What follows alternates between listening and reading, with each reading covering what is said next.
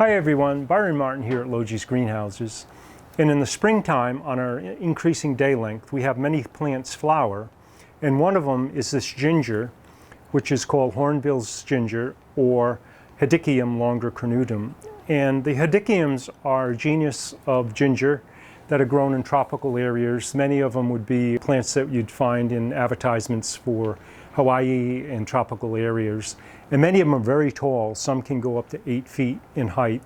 They generally have a flowering season. They go through this period where they grow and then they come into bloom, often related to day length. But this little one here is also a Hedychium, and yet it has an entirely different inflorescence than the other ones that are commonly grown.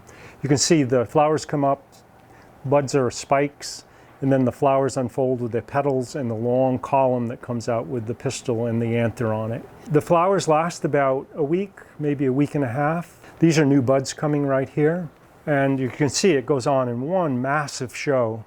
Most beautiful thing.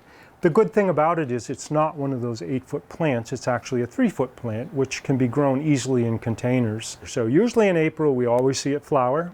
After this is done blooming, it's going to go into a cycle of growth during the summertime.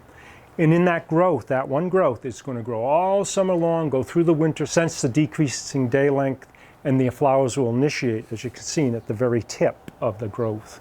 That's the way Hedychiums always are. The flowers are forced out through the very base of the stem up into the inflorescence that appears. It's not very hard to grow, and nor are other gingers or Hedychiums. We give this a little bit of shade. They don't mind it, and it needs copious amounts of water and fertilizer during that active growing season.